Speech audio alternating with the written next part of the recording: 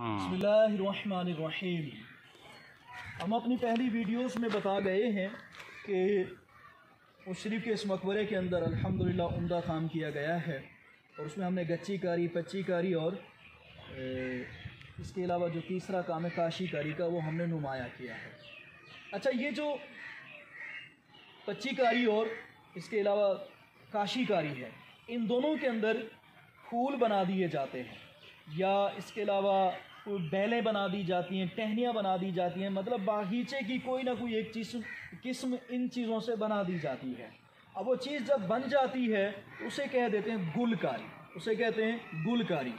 गुलकारी की मिसाल हम आपको इस पच्ची कारी काम में दिखा सकते हैं कि मुकम्मल जो है ना वो आप ऊपर तक देखें, देखते ही चले जाएं तो कहीं पे अगर आपको फूल नज़र आएगा पच्ची कारी के काम में, तो पच्ची कारी काम के अंदर ही उसे हम कह देंगे कि पच्ची के अंदर गुलकारी की गई है।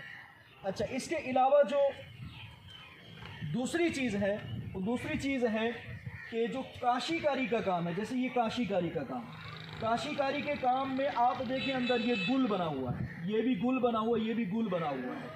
ऊपर की बड़ी टायरों में आप देखें, उसमें देखें तो ये सारा गुल बना हुआ है, यानी फूल बना हुआ है।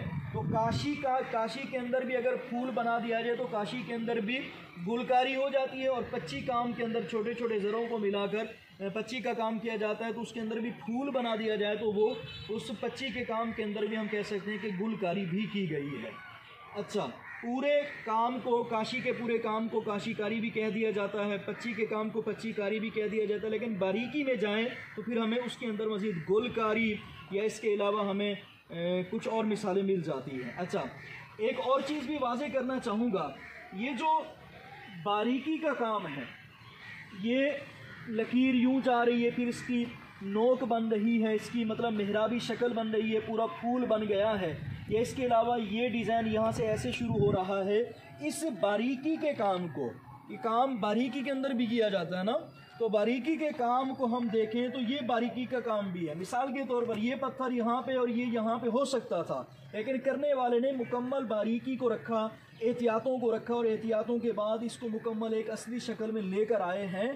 तो इस मुकम्मल बारीकी को, तवज्जो को और खूब मुकम्मल गहराई में जाके काम करने को मीनाकारी कहते हैं। बिल्कुल बारीक काम को जिसके अंदर नफासत हो, उम्दगी हो, खूबसूरती हो, फ़नकारी मज़ीद उजागर हो, तो ऐसे काम को मीनाकारी कहते हैं। तो ये पूरा काम कह सकते हैं मजमूई एतबार से मीना के तर्ज पर भी है कि इसके अंदर एक एक चीज़ को उसकी जगह पर बारीकी के साथ फिट कर दिया गया है, तो मीनाकारी इसे कहते हैं।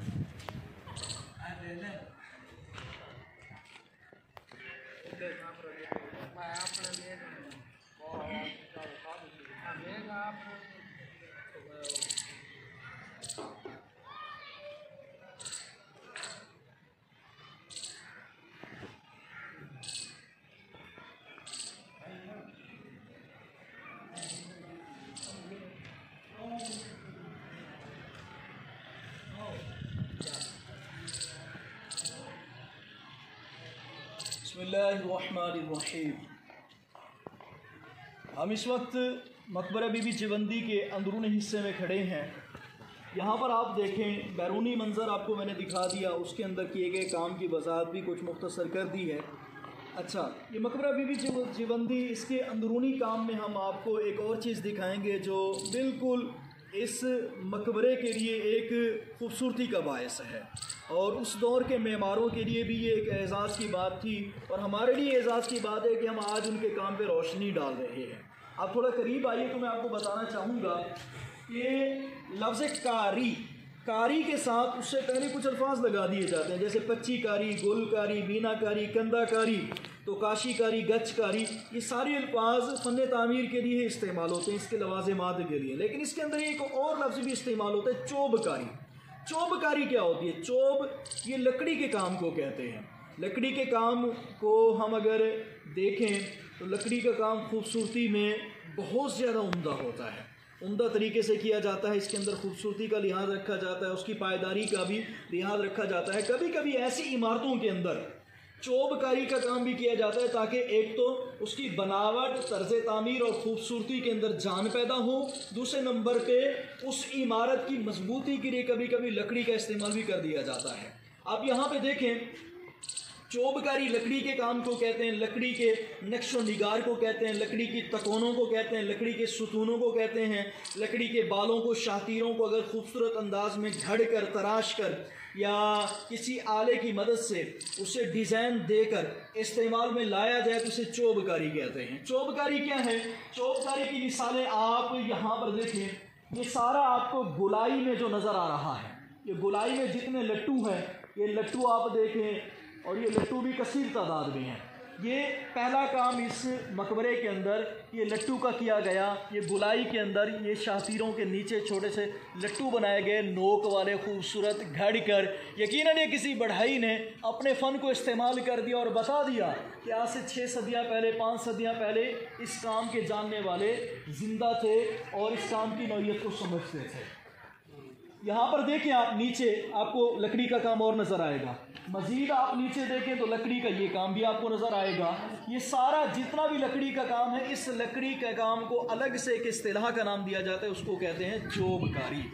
चोबकारी कहते हैं। चोबकारी इसकी मिसाल आपको अंदरूनी मंजर में ज़्यादा मिल जाएंगी। बैरूनी सतह पर भी मैंने देखा है 4-5 शातीर लगे हुए हैं चोबकारी के काम के।